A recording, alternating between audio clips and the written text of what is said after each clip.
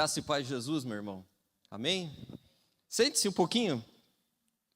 Que bênção estar aqui com vocês mais uma vez para a gente repartir o Evangelho de Jesus, repartir a palavra de Deus, ser consolado, confrontado, abençoado por ela.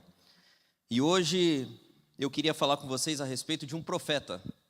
Profetas são figuras marcantes lá no Antigo Testamento. Eram as pessoas que eram a voz de Deus para a nação, para os crentes em Deus naquela época. Os profetas eram aqueles que interpretavam a palavra de Deus. Eram aqueles que direcionavam o povo, que traziam a vontade de Deus, por assim dizer, para o povo.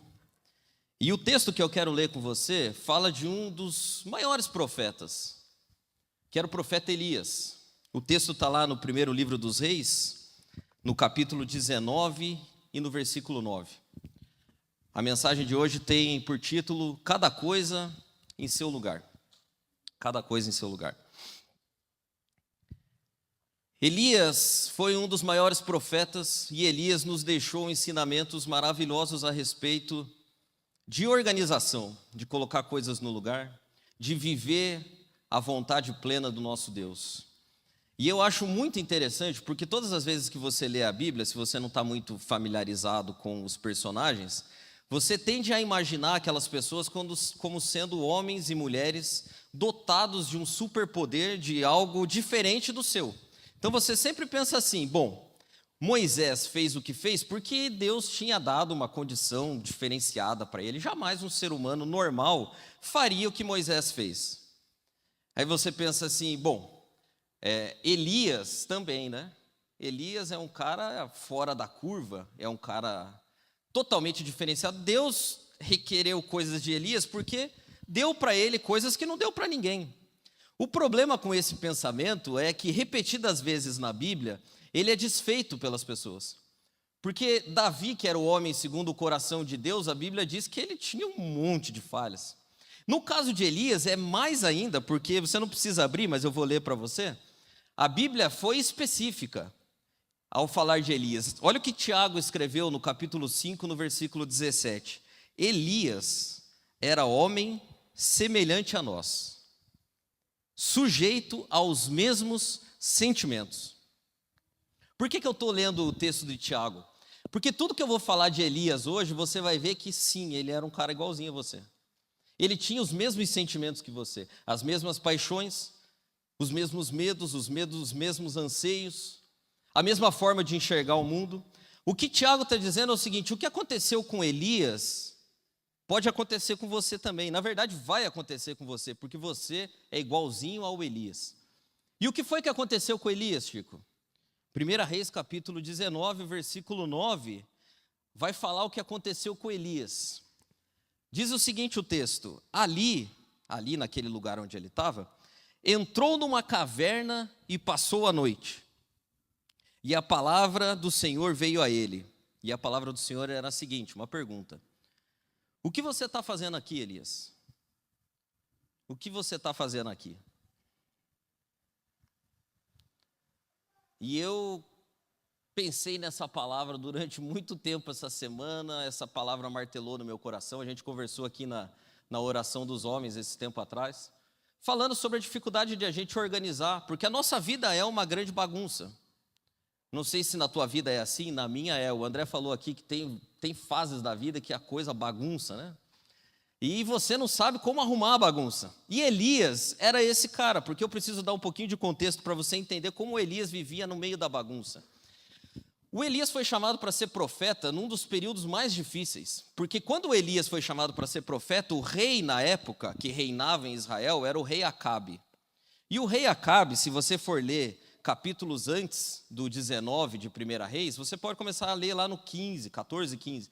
Você vai ver que o rei Acabe era, aqui para não ficar nas minhas palavras, 1 Reis 16:30, diz o título de Acabe, diz o seguinte: Acabe foi o campeão da maldade. 1 Reis 16:30 diz: Acabe foi o campeão da maldade. A Bíblia diz que ele foi o pior rei que já existiu. Não houve um rei tão ruim quanto Acabe. E olha que o período ali depois, né, do reinado de Saul, Davi, Salomão, a coisa foi só degringolando. Cada um que vinha era pior do que o outro. E a Bíblia faz menção específica do Acabe. Teve outros antes dele, teve outros depois dele, mas a Bíblia faz questão de dizer, esse aqui é o pior. E o versículo 31 coloca um adendo ainda no pior, porque diz que ele era o campeão da maldade. E o versículo 31 diz, como se fora pouco andar nos pecados dos seus antecessores, ainda tomou por mulher Jezabel. Se Acabe era o pior rei, Jezabel certamente foi a pior rainha. Jezabel, ela era filha do rei dos Sidônios, uma nação assim, pagã total. A Jezabel era o demônio em forma de mulher. Aquilo ali era terrível. Por isso que, se você é meio crente aí, o xingamento do crente, sua filha de Jezabel. Quando alguém chamar você de filha de Jezabel, é ruim, viu, irmão? Olha, se você não está familiarizado com você, ser comparado com a Jezabel é tipo, assim, estão escarnecendo mesmo de você, tá? E aí o Acabe, esse cara, ele decide que no meio da igreja ele vai transformar as coisas em outros, aqui não é mais Jesus agora na nossa igreja, imagina que era assim, aqui na igreja a gente cultua Jesus e o Acabe, que é o rei, é o líder aqui da igreja, ele decide que agora não vai mais ser assim, ele decide que agora, além do nosso culto aqui para Jesus, a gente vai ter culto para Baal, que era o deus da mulher dele. Você vê como é que é, né? A mulherada faz os caras fazer cada coisa também que não é fácil. E aí a mulher conseguiu convencer ele e ele ergueu ali altares e templos para Deus Baal. E não satisfeito, ele também ergueu um altar para Azerá, que era a deusa da mulher dele, a deusa da prostituição. Você vê que bagunça, né? Bagunça. Parece aqui um pouco o que está aqui. Só que tem o seguinte, Elias foi chamado por Deus para profetizar nessa época. Elias foi chamado por Deus para ser profeta no meio dessa bagunça. E se você for ler a tua Bíblia, Elias é introduzido na história de Israel no capítulo 17 do primeiro livro dos Reis. E a primeira aparição de Elias, a primeirinha, o cartão de visita de Elias é uma advertência para Acabe e uma advertência para o povo. E o cara tinha que ser macho para fazer isso aqui, porque a primeira vez que ele aparece, ele nunca tinha estado. Ninguém o convidou para estar e ele entra no meio dessa bagunça e diz as seguintes palavras para Acabe: assim como vive o Eterno, haverá uma seca terrível nos próximos anos. Não cairá uma só gota de água até que eu diga para voltar a chover. E você sabe o que Elias faz depois de dizer isso? Ele vira as costas e vai embora. Elias vivia no meio dessa bagunça, mas Elias tinha conexão com Deus, Elias andava com Deus, Elias ouvia Deus, Elias estava próximo de Deus, e Elias não tinha medo de nada, porque ele entra no rei, diz o seguinte: cara, eu vou dizer um negócio, por conta do que está acontecendo, vai ficar 3 anos sem chover. E eu digo mais ainda, pode fazer o que quiser com os balins aqui, pode fazer o que você quiser, só vai chover de novo quando eu falar para chover. E vai embora. E foi embora e o Acabe falou, agora ferrou, né? Porque daí começou a seca mesmo, irmão. Deu certo o que Elias disse. Porque profetas de Deus, quando dizem as coisas, dá certo. E ele disse isso e foi embora. E o Acabe ficou desesperado, mandou caçar o Elias para tudo quanto é lugar. E o Elias vai embora e vive a vida dele tranquilamente no meio da bagunça. Tranquilamente no meio da bagunça. É aquele tipo de marido que chega em casa, está tudo bagunçado e ele não liga nada, senta no sofá, liga a televisão e vai assistir o futebol. Elias vivia tranquilamente no meio da bagunça, sem problema nenhum. Elias, no capítulo 17, a Bíblia vai dizer que enquanto a nação estava padecendo, o Elias estava sentado à beira de um riacho, tomando a pouca água que tinha e sendo alimentado por corvos. Estava de boa. Acabou a água do riacho e Deus falou para ele assim: não se preocupe, Elias, fica tranquilo, o negócio está uma bagunça, mas você está bem. Vai agora lá para a casa de uma viúva, olha que loucura, que está passando necessidade. Chegando lá, ela vai dar de comer para você. E o Elias vai. O Elias chega lá e fala para a viúva assim: eu queria um pouquinho de farinha. Tem aí? Não? Faz um bolinho para mim. A viúva olha para ele e fala assim: eu estou vendo aí que o senhor é homem de Deus, né? Mas é o seguinte, a situação aqui, não sei se você está sabendo, está uma bagunça, viu? Não tem nada. Eu, inclusive, só tenho um pouquinho de farinha e um pouquinho de óleo. Eu estava pensando em fazer isso aqui para mim e para minha criança. A gente come e morre depois. O Elias falou, não vai morrer não, fica tranquila. Faça isso. Só que é o seguinte, não coma, tá? Faça lá e dê para mim. Traz para mim aqui primeiro. E aí a viúva falou, tá bom, né? Ela creu na palavra, fez para ele. E desde aquele dia a Bíblia diz que nunca mais faltou farinha e não faltou óleo na vida dela. E Elias começou a morar na casa da viúva. A bagunça instituída, e o Elias está onde? O cara que disse que não choveria, está morando na casa da viúva, ninguém sabia. Estava lá, comendo farinha, bolinho todo dia. Aí o filho da mulher morre, e a mulher fala, puxa vida, mas você trouxe desgraça aqui para minha casa, né? Ele falou, não, jamais faria isso, fica tranquila. E Elias faz, irmão, o que foi o primeiro milagre de ressurreição na Bíblia. Você sabia que nunca ninguém tinha ressuscitado até aquele menino ressuscitar? Elias foi o cara que orou e o menino ressuscitou. Ele orou e o menino ressuscitou. Então a bagunça estava instituída, mas naquela casinha havia paz, tranquilidade, comida. O caos estava instalado na volta de Elias, mas nada afetava ele. E eu acho muito lindo o que acontece no final do capítulo 17 do primeiro livro dos Reis, é que a mulher, depois de ter comido durante o período de seca, ter tido a companhia do profeta, visto o filho dela ressuscitar, ela descobre quem é Elias de verdade. E ela diz o seguinte, agora eu entendo. Eu acho que eu também não entenderia, né? Quando eu só tinha um pouquinho de farinha e ia fazer um bolinho para morrer, você pede para eu fazer para você primeiro? Porra. Mas ela diz assim, agora eu entendo. O Senhor é um homem de Deus. Quando o Senhor fala, é Deus quem fala. E é a verdade. E os 3 anos de seca, meu irmão, comendo solto, a terra devastada. Até que no primeiro livro dos Reis, no capítulo 18, o Elias encontra um cara chamado Obadias. Esse Obadias, ele era serviçal, ministro do rei Acabe. Só que esse Obadias também era um cara temente a Deus. E a Bíblia conta que esse Obadias, contra a vontade do rei, quando a seca começou, ele escondeu 2 grupos de profetas, 50 em cada caverna. E a Bíblia diz que o pouco de água que tinha no palácio e o pouco de comida que tinha no palácio, Obadias alimentava aqueles profetas. E Obadias, procurando pela terra água, procurando mantimento, procurando desesperadamente uma solução, para o 3º ano de seca, encontra quem? Encontra Elias. E a Bíblia diz que ele, ao ver Elias, ele falou assim, Elias, é o Senhor mesmo, o pessoal está te procurando aí faz tempo, viu?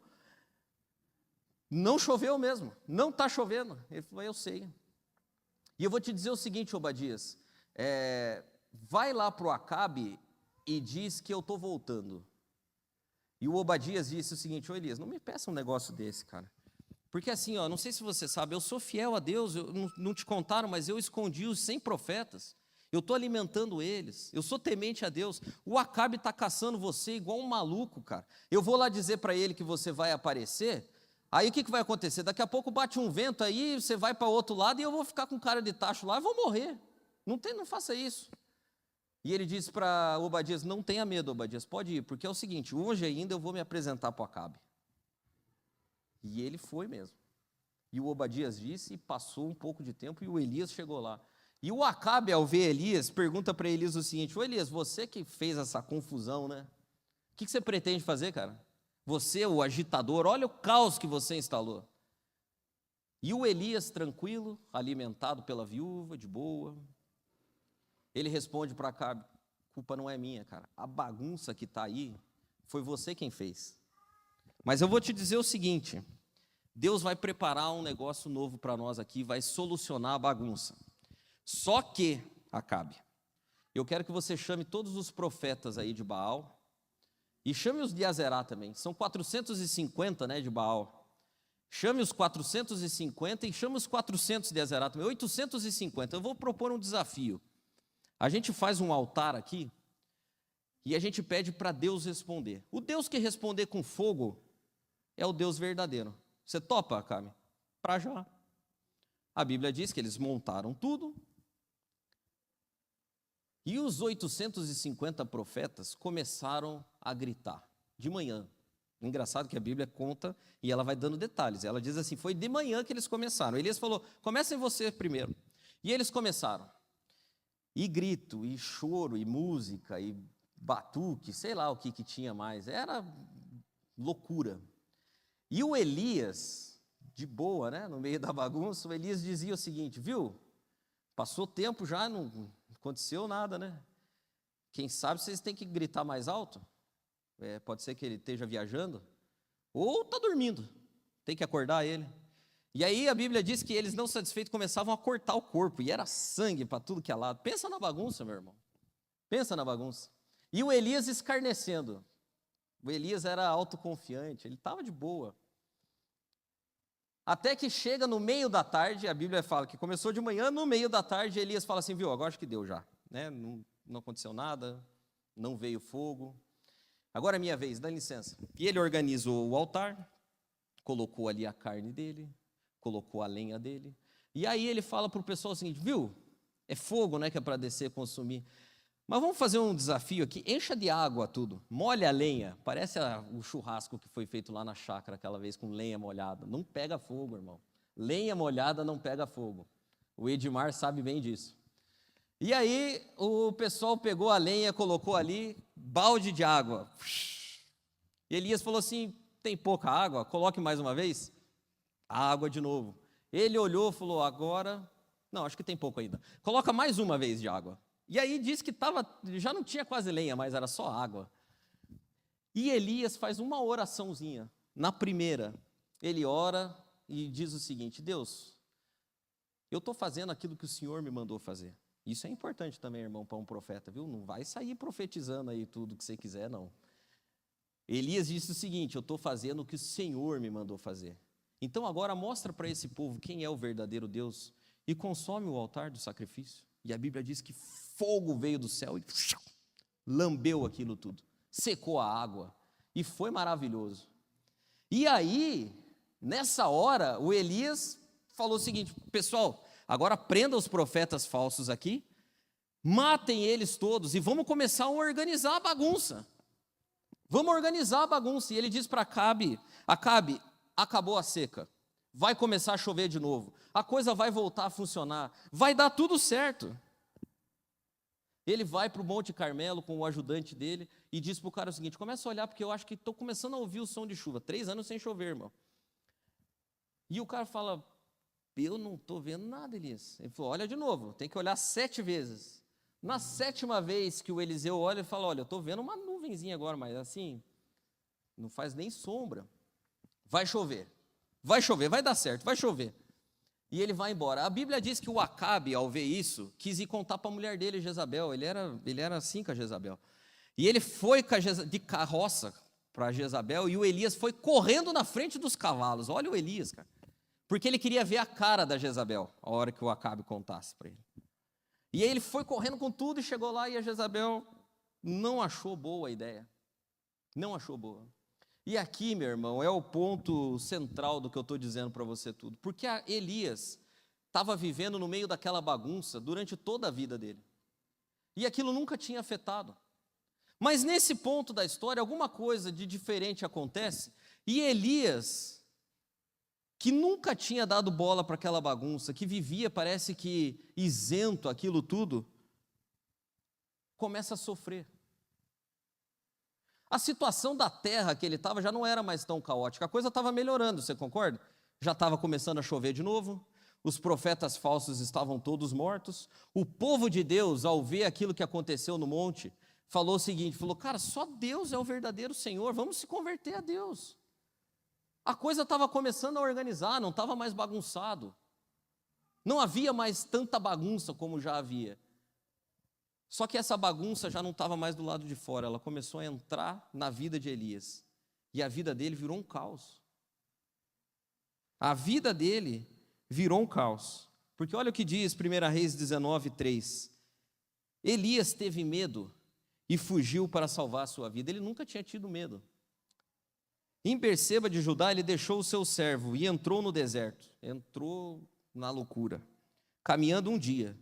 Chegou a um pé de giesta, sentou-se debaixo dele e orou pedindo a morte. Ele disse, já tive o bastante, Senhor. tira a minha vida. Eu não sou melhor que os meus antepassados. Depois se deitou debaixo da árvore e dormiu. Elias nunca tinha tido isso. A situação melhorou e a situação de Elias piorou. O que aconteceu aqui, meu irmão? A bagunça mudou de lugar. Antes a bagunça estava na volta de Elias. Agora a bagunça estava dentro de Elias. A bagunça não mais estava na terra, no Acabe, na Jezabel, nos falsos profetas. A bagunça agora estava dentro de Elias. E é isso que acontece. Você já viu com certeza aquela frase que diz que os navios não afundam por causa da água que está na volta deles. Navios afundam por causa da água que entra neles. E assim é a nossa vida. Assim é a nossa vida. Elias viveu o tempo inteiro com bagunça na volta dele e nunca tinha tido problema com isso. Isso fazia parte da vida e do ministério dele. Não abalava a confiança dele. Não fazia ele desconfiar de Deus. Não fazia ele ficar chateado com Deus. Não fazia mal nenhum para Elias. O problema aconteceu quando? Quando a água entrou nele.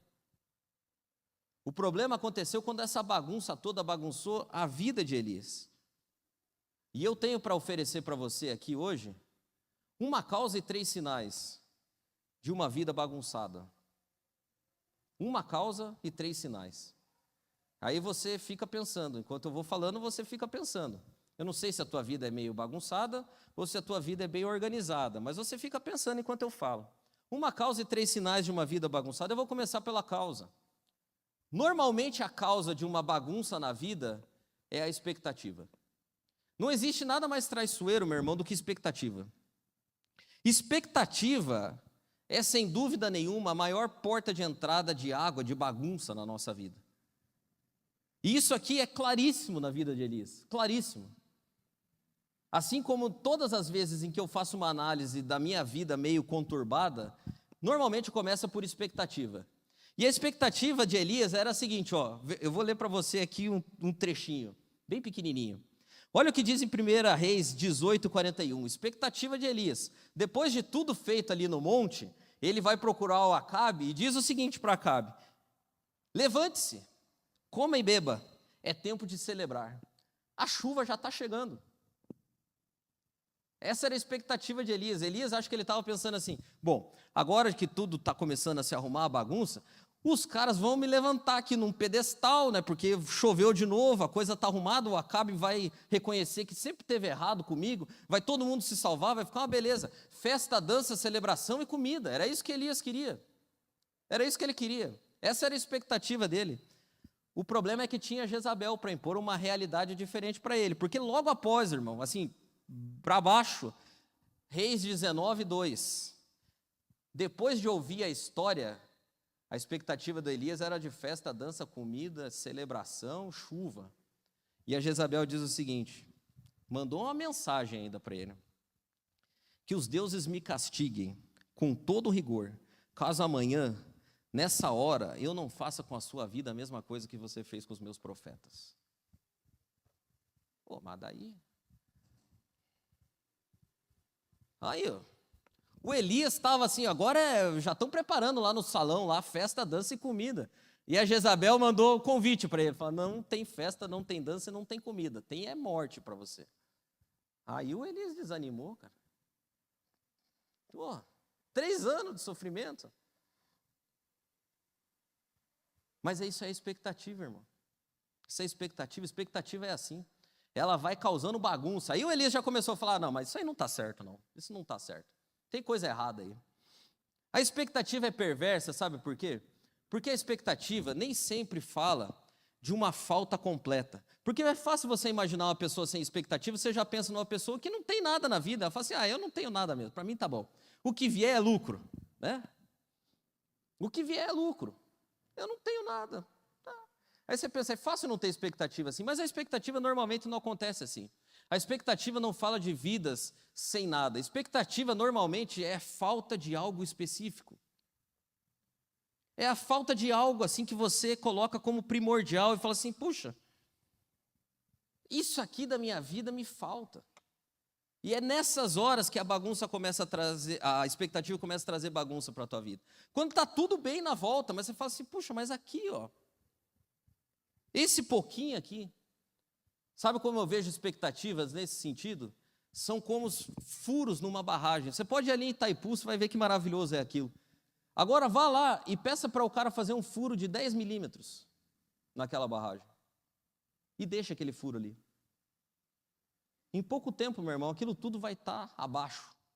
Aí você fala assim, puxa, uma barragem inteira estava intacta. Pois é, um furo. A expectativa é assim na tua vida. Esse é o problema da expectativa, ela vai trazendo bagunça para dentro de você, vai trazendo a bagunça que está fora e você começa a colocar lá dentro. A expectativa é, sem dúvida nenhuma, a maior causa de bagunça na vida de um ser humano. E sabe que você pensa às vezes assim, é só dar tempo ao tempo. Com a expectativa isso não funciona. A Bíblia diz em Provérbios, capítulo 13, versículo 12, que a expectativa adiada faz o quê? Adoece a sua alma. Expectativa adiada adoece a sua alma. A expectativa adiada vai fazendo você ficar cada vez mais amargurado, mais bagunçado, mais lascado, mais triste. E aí tem coisas que a gente espera durante muito tempo na vida e que tardam a acontecer, e elas vão causando um dano enorme em nós. E eu tenho uma pergunta incômoda para fazer para você. Algumas coisas que você espera, meu irmão, e nunca se concretizam, deveriam mesmo estar sendo esperadas?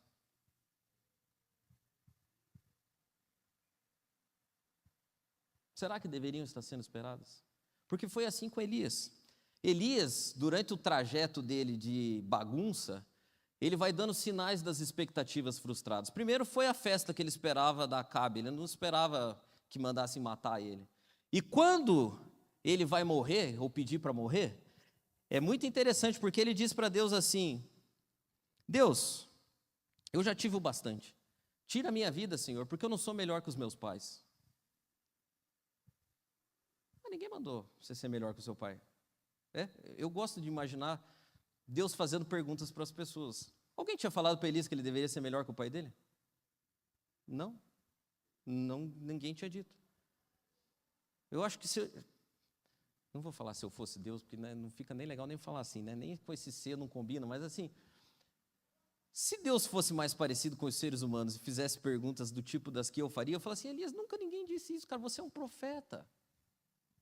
Você é um profeta. Inclusive, lembra do que a mulher disse para você?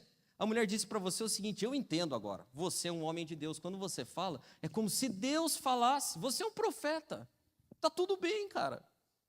Ninguém falou para você, essa expectativa de ser melhor que o seu pai é sua, não sei de onde você tirou isso. Só que são furinhos em cascos do navio, e o navio começa a afundar. O problema da falta da expectativa equivocada, quando a gente coloca com ela em perspectiva do contentamento, a gente fica mal, cara. E eu vou dar um testemunho do que aconteceu comigo agora, tem poucos dias. É muito interessante porque há 15 anos, mais ou menos, uma pessoa me disse algo a respeito de Deus sobre mim, que me causou grande expectativa, mas aquilo foi dito em nome de Deus, num dos piores momentos que eu estava vivendo. E aquela pessoa, no dia da tristeza consumada, ela olha para mim e diz o seguinte, para mim e para Cissa, me para num pátio de estacionamento, a hora que eu estava indo embora, segura na minha mão, olha nos meus olhos e não diz línguas estranhas, não diz nada, olhando nos meus olhos, firmemente ele disse assim, por conta de toda a fidelidade que você está demonstrando, Deus manda dizer a você, você será extremamente abençoado nisso, nisso, nisso e nisso. Ponto. Acabou a profecia. Sabe assim, não teve aquele pós-profecia, choro e tal. Eu olhei para aquilo tudo e criei no meu coração, falei, amém, amém. E o passar dos anos comprovaram que aquilo era de Deus. E comprovaram também que a minha fé era fundada, porque a minha fé estava sendo dada a uma palavra de Deus liberada para mim. Não era mera expectativa. Se Deus prometeu coisas para você, alimente expectativas a respeito disso. Se Deus falou coisas a seu respeito, alimente as expectativas. Coloque fé, sonhe com aquilo, faça planos com base naquilo. Agora, sabe o que aconteceu?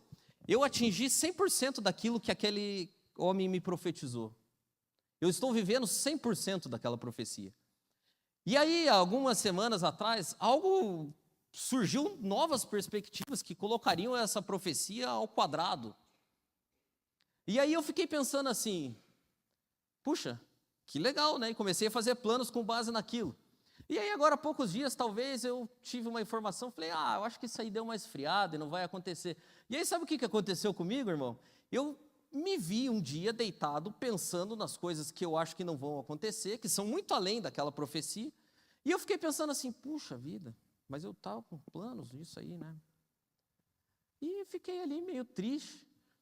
Lá pelas tantas, no outro dia eu me acordei e falei assim, mas peraí, Deus nunca disse nada a respeito disso. Eu estou vivendo tudo aquilo que Deus disse que eu viveria. E tudo aquilo que Deus disse que eu viveria é tão maravilhoso. Agora eu vou ficar triste por conta de uma expectativa totalmente infundada. E eu fiz igual Davi e falei, por que está assim em minha alma? O que está acontecendo comigo? Por que eu estou assim? Não. O que eu tenho é muito bom, foi Deus quem me deu.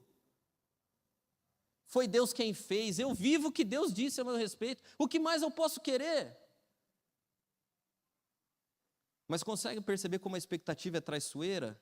Deus nunca tinha dito, irmão, o que as pessoas me disseram alguns meses atrás. Nunca falou disso para mim. Nunca. Sabe o que eu estava fazendo? Expectativas. Deus, eu não sou melhor que os meus pais. Não.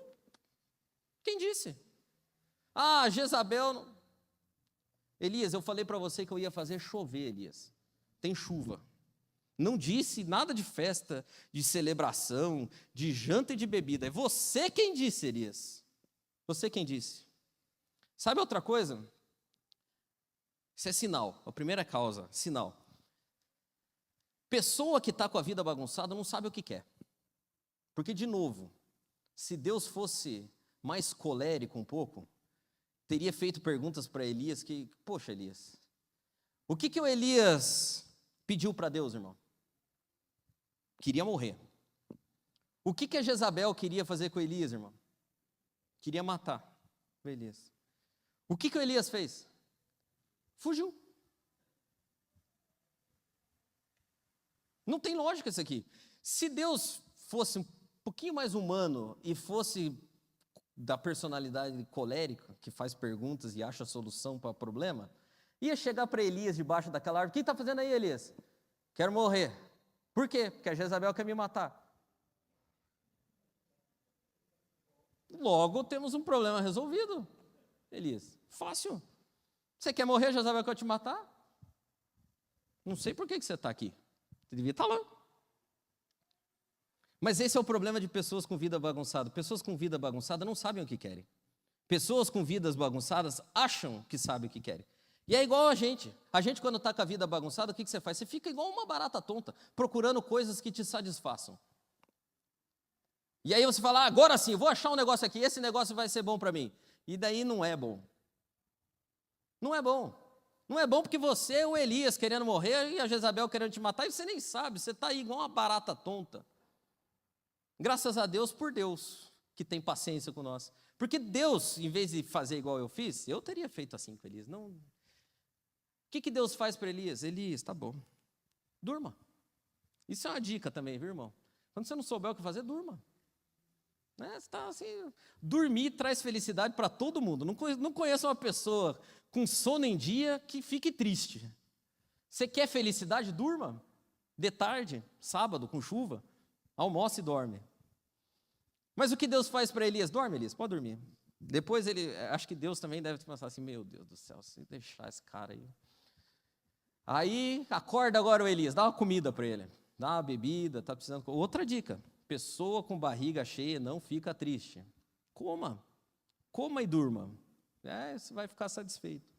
Mas o que Deus está dizendo aqui, cara, quando a tua vida está muito bagunçada, você nem sabe o que você quer para você. Não sabe. Terceira coisa, que é um sinal, gente com vida bagunçada não vive perto dos outros.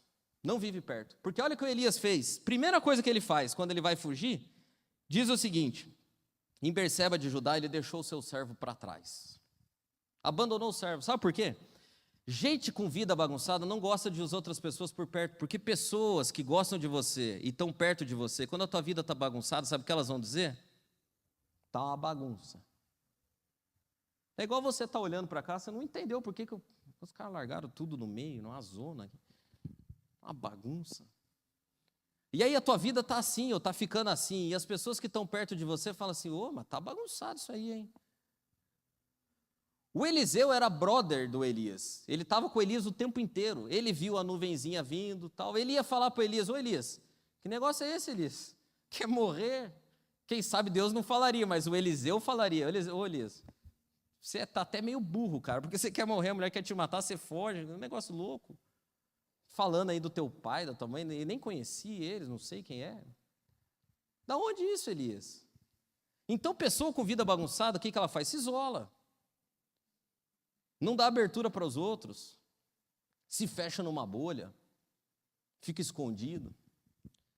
Quem sabe se você está muito isolado aí, meu irmão, vai pensando, vai pensando. Quem sabe se você não sabe o que quer, vai pensando. A quarta coisa de uma pessoa com a vida bagunçada é que ela tem a visão deturpada a respeito dos fatos, tá?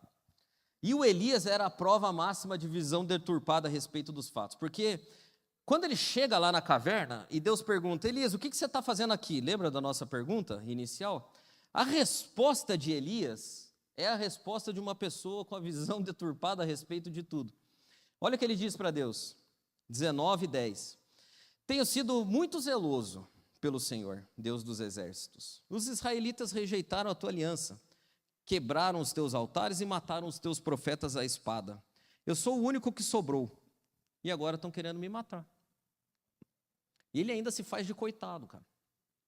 É o cara que tinha visto fogo descer do céu, meu irmão. Momentos antes, tá? Dias antes. Eu não estou falando de uma pessoa que passou anos, não, dias antes ele tinha visto isso. Então, Elias tinha uma visão equivocada a respeito de si. Primeiro, ele pensa que ele era o salvador da pátria. Errado já, né? Errado. Pessoa com vida bagunçada geralmente acha que as coisas dependem dela. Se você está achando que muita coisa depende de você, cuidado, meu irmão. Elias achava isso. Eu sou zeloso e sou o único que sobrou. A segunda coisa que Elias tinha errado era a respeito dos outros, né? Porque ele sabia que ele não era o único. Lembra do Obadias lá? Falou para ele. Ô Elias, eu escondi 100 caras aí, estou dando de comer para eles. Ele sabia, meu irmão. Só que lá no fundo de tudo, ele não acreditava que aqueles caras eram profetas. É por isso que ele dizia que ele era o único que tinha sobrado. Acho que ele olhava para os caras e falava assim, os caras tudo escondido aí, profeta. Profeta sou eu que fui lá falar com Acabe. Isso aí não é profeta. Subjugando os outros. A terceira coisa que ele tinha errado era a respeito da situação. Ele pensava assim, está tudo acabado, né? O altar está quebrado, o profeta corrompido, tudo morto, só sobrou eu. Então, situação não tem mais conserto. Deus estava fazendo chover. Deus estava consertando a situação. A situação estava sob controle de Deus. E a última coisa que ele tinha errado era a respeito de Deus, porque ele pensava assim, bom, Deus não faz nada. Eu fiz o meu melhor, fiz o meu máximo, agora acabou, né? Deus nem se importa. Tinha deixado só eu para trás, não se importa. E sabe que olhando para isso tudo, você pode pensar assim, cara, a minha vida também é meio bagunçada. Eu tenho expectativas erradas. Eu abandono as coisas, me isolo. Às vezes a minha visão está deturpada a respeito dos fatos.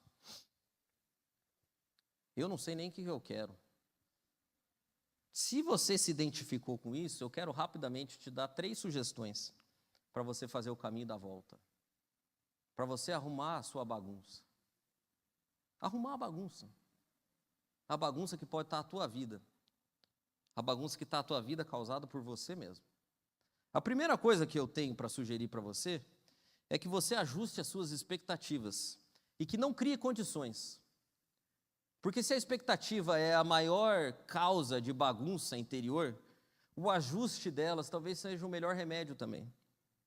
Elias, meu irmão, conhecia Deus do fogo, conhecia Deus de vento.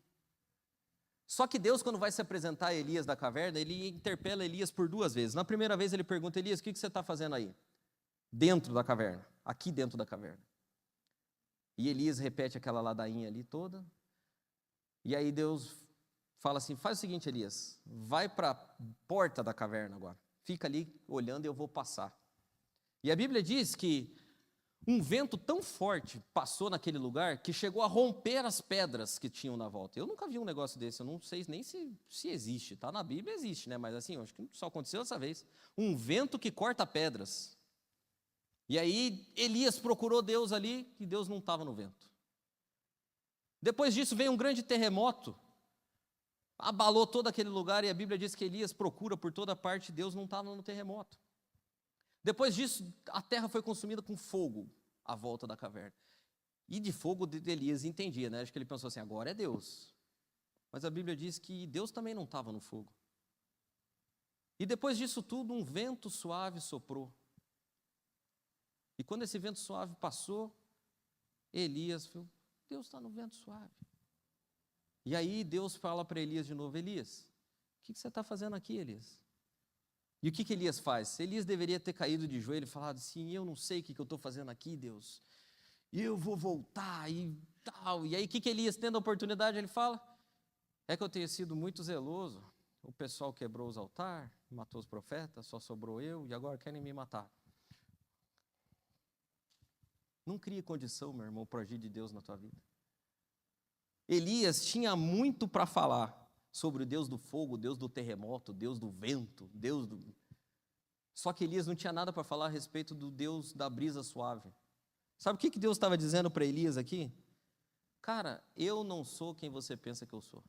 Eu não ajo do jeito que você acha que eu devo agir. Eu não faço as coisas que você deveria fazer. Porque aqui Deus, acho também que perdeu um pouco a paciência, porque depois da ladainha do Elias, ele olha para Elias e diz o seguinte: Elias, eu vou te dizer um negócio. Presta bem atenção. Volta para o caminho de onde você veio, cara. Volta para lá.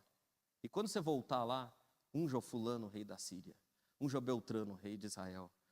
Unja Ciclano como profeta no seu lugar. E eu vou dizer um negócio para você, Elias. O Obadias falou em 100, né? Acho que Deus poderia ter agrupado ainda, mas Deus não fez isso. Deus falou para Elias o seguinte: Elias, eu tenho 7.000 homens que não se dobraram. O que Deus estava falando para Elias é o seguinte: cara, não alimente as expectativas mirabolantes aí da sua alma. Não alimente isso, cara. Eu não sou quem você pensa que eu sou, não faço as coisas do jeito que você acha que eu deveria fazer. Mude a forma de você enxergar. E o que Deus está dizendo para você, meu irmão, que está talvez com a vida um pouco bagunçada hoje, não alimente expectativas mirabolantes. Se atenha àquilo que Deus falou para você. E se Deus não te falou nada, fique com as coisas simples. Fique com as coisas simples. Pode ser que você esteja esperando aí para arrumar as coisas na tua vida um terremoto, um vendaval, um fogo, um milagre, daqueles do tipo assim: eis que te digo, meu irmão, que a partir de hoje daí toda a situação muda e Deus muda as leis do país para te fortalecer e tal. E que maravilha! E Deus está soprando. Soprando. Pode ser que o teu milagre esteja na mesa posta lá na tua casa todo dia que você não senta. Na conversa difícil que você não tem. Na noite de sono que você não dorme. Quer arrumar tua bagunça? Senta na mesa. Deita na cama e durma. Converse com as pessoas que você sabe que você tem que conversar. O que Deus está dizendo para você é o seguinte: para de procurar terremoto, meu amigo. E eu sou Deus do terremoto, mas sou Deus de brisas suaves. A maior parte dos milagres acontecem em brisas suaves. Está esperando terremoto? Cuidado. Cuidado. Segunda sugestão: a volta é sempre pelo mesmo caminho, tá? Isso aqui é brabo, meu irmão. Essa talvez é uma das coisas mais difíceis, porque quando você erra, a volta é sempre pelo mesmo caminho. Foi o que Deus disse para Elias. Elias, faz o seguinte: volta. Volta. Volta. E sabe que geograficamente isso foi terrível para Elias, porque Elias estava no centro. Quando ele fugiu, ele foi para o sul. Ele foi lá para o reino do sul, Judá. E quando Deus fala para Elias, Elias, é para você voltar, e unja o rei da Síria. Sabe onde ficava a Síria, irmão? Depois da onde ele tinha vindo. O caminho da volta é sempre mais difícil. E Deus, escute o que eu vou te dizer. Deus nunca nos abandona. Nunca. Nunca haverá uma situação em que Deus vai te abandonar. Mas Deus sempre te responsabiliza. Não foi Deus quem mandou Elias ir parar dentro daquela caverna. Deus acompanhou Elias até lá, mas ele não mandou Elias ir lá. E quando Deus vai solucionar a bagunça de Elias, o que ele diz para Elias é o seguinte: volte por onde você veio, Elias.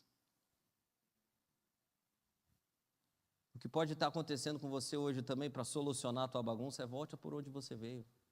Arruma, começa a voltar, arrumando as tuas expectativas, conversando com as pessoas que você abandonou pelo meio do caminho. É tão lindo isso aqui, irmão, porque se você for continuar lendo aqui, Elias, a primeira coisa que ele faz a hora que ele sai da caverna e começa o caminho de volta é encontrar Eliseu. Primeira coisa. Converse com as pessoas que você deveria ter conversado antes, que você deixou para trás. Converse com elas. Se arrependa, peça perdão. Faça o caminho da volta. Não é fácil. Deus nunca vai abandonar você, mas Ele vai responsabilizar você. Você vai ter que voltar. Organizar as coisas, colocar a casa em ordem. Deus não nos abandona, mas nos responsabiliza sempre. E por último, isso aqui é o mais fundamental. Recobre as suas forças em Deus. Porque se tem uma coisa que uma vida bagunçada faz, é fazer com que as nossas forças acabem. Eu me lembrei do trecho de 1 Samuel, capítulo 30, quando Davi está fugindo de Saul e decide se aliar aos exércitos dos filisteus, e a Bíblia diz que eles chegam a um lugar chamado Siclag. E lá nesse lugar, chamado Siclag, eles deixam as mulheres, as crianças, e vão até o acampamento dos filisteus para oferecer ajuda, oferecer luta. E aquilo ali, quando eles voltam de lá, os amalequitas tinham saqueado aquele lugar e levado todo mundo embora, irmão. Estava uma bagunça aqui. Levaram as mulheres, as crianças, o dinheiro, levaram tudo. E a Bíblia diz que aquele lugar estava uma bagunça tão grande. E eu gosto demais do versículo 6 de 1 Samuel 30, porque ele diz o que a gente faz com o meio da bagunça que entrou na gente. Que Davi teve bagunça dentro dele. Olha o que diz: Davi ficou profundamente angustiado, pois os homens falavam em apedrejá-lo, todos estavam amargurados por causa dos seus filhos e das suas filhas. Davi, porém, fortaleceu-se no Senhor. Uma vida bagunçada precisa de oração, precisa de fortalecimento em Deus. Hoje talvez você olha para a tua vida e fala assim: pô, que bagunça isso aqui, viu? E aí você fica tentando arrumar e tal. O que Deus está dizendo é o seguinte: fortaleça-se em mim. Dobra o teu joelho e ora. Deita na cama, dorme. Espera. Ajuste as expectativas. Procure as pessoas que você abandonou pelo caminho. A pergunta que Deus fez para Elias pode soar como uma reprimenda, né? Eu, quando li isso aqui, algumas vezes, eu pensei assim: ô Elias, o que você está fazendo aqui? O que está fazendo aqui, Elias? Pode parecer que Deus está dando uma reprimenda para a nossa vida bagunçada. Mas está muito longe de ser isso, meu irmão. Às vezes a gente lê o texto rápido assim e deixa escapar. Deus não estava recriminando Elias, do tipo: ô Elias, o que você está fazendo aí? Sabe assim? O que você está fazendo aí, ó? Eu estou aqui fora vendo a tua bagunça. O que você está fazendo aí? Deus estava chamando Elias, falando: Elias, o que você está fazendo aqui, cara? Eu, inclusive, estou aqui com você. O texto diz para nós o seguinte: que não tem nada, em nenhum lugar onde a gente vá, que Deus não esteja. Não tem uma vida bagunçada que faça com que Deus saia dela. A tua vida nunca vai ser bagunçada o suficiente a ponto de Deus não estar mais. Mas Deus está perguntando: o que você está fazendo aqui? E eu me lembrei do Salmo de Davi. Porque Davi também falou assim: a minha vida está uma bagunça tão grande que acho que nem Deus está mais aqui agora. E ele chegou à conclusão de que não existe uma vida bagunçada a ponto de tirar Deus dela. E ele escreveu o Salmo 139, que é um dos mais belos salmos da Bíblia. E ele diz a partir do versículo 7 o seguinte: para onde eu poderia escapar do teu espírito? Para onde eu poderia fugir, Deus, da tua presença? Se eu subir aos céus, lá estás. Se eu fizer a minha cama na sepultura, lá também estás. Se eu subir com asas da alvorada e morar na extremidade do mar, mesmo ali a tua mão direita me guiará e me sustentará. Mesmo que eu dissesse que as trevas me encobrirão e que a luz se tornará noite ao meu redor, verei que nem as trevas são escuras para ti. A noite brilhará como o dia, pois para ti as trevas são luzes.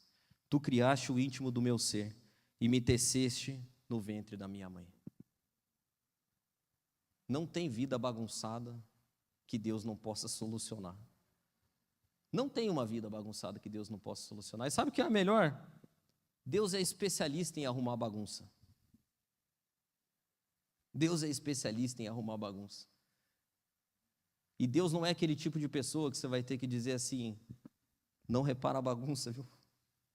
Ele nunca repara a bagunça. Nunca. Nunca repara a bagunça. Mas a pergunta dele para você é: o que você está fazendo aqui? Por que a tua vida está assim? Como é que você veio parar dentro dessa caverna, Elias? Isso não é reprimenda. Isso é Deus dizendo para você: cara, saia daí. Saia daí. Eu estou aqui para te ajudar. Eu nunca vou te abandonar. Se você subir aos céus, eu estou lá. Se descer à profundeza dos mares, eu também estou lá. Você não consegue me tirar da tua vida. E eu queria orar com você hoje. Orar com você que talvez tem causas ou sinais de uma vida bagunçada. E a gente junto vai pedir para o Espírito Santo nos guiar pelo caminho de volta. Nos guiar pelo caminho de volta. Não precisa dizer para ele: não repara a bagunça. Ele é especialista em bagunça. Não tem problema a bagunça estar do lado de fora. Eu mesmo hoje preguei num palco bem bagunçado. Mas eu estou bem. Dentro de mim não há bagunça. É assim que Deus faz com a gente. Eu não peço, Pai, que tire eles do mundo. Só livra eles do mal. Livra da bagunça entrar neles. Eu queria convidar você a ficar de pé para a gente orar.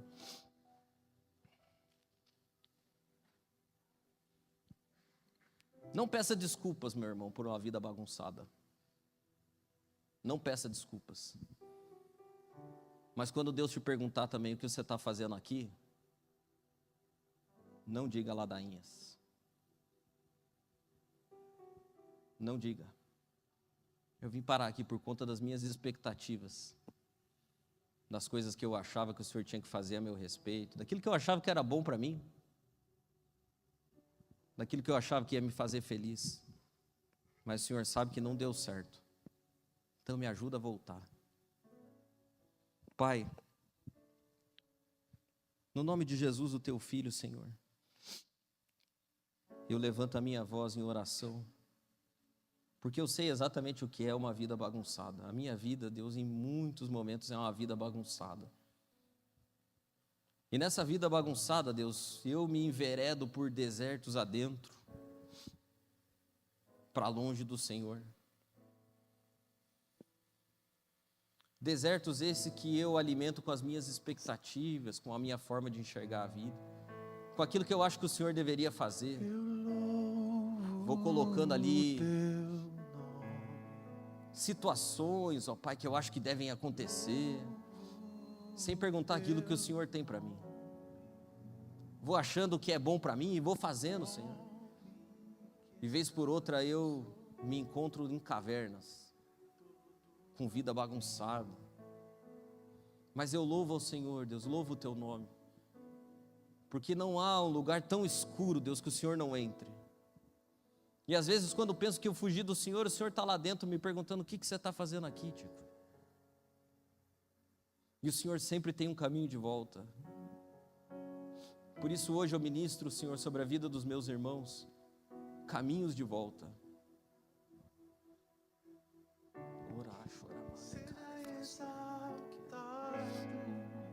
Que o Senhor, Deus, abra caminhos de volta aqui nessa manhã, para vidas que estão tão bagunçadas, Deus, que falam: não tem um caminho de volta. Sempre tem. O Senhor é especialista em arrumar bagunça. Não há uma bagunça tão grande, Deus, que o Senhor não consiga consertar. Às vezes dói, às vezes é difícil, às vezes o caminho de volta até nos humilha, mas lá no final há a tua bênção, Deus, há a tua graça para o percurso, há a tua unção no momento necessário, Pai. Por isso eu ministro caminhos de volta, Deus, nessa manhã. E eu declaro, Senhor, que o teu nome será glorificado na nossa vida. Será exaltado, Deus. Será exaltado para todo sempre.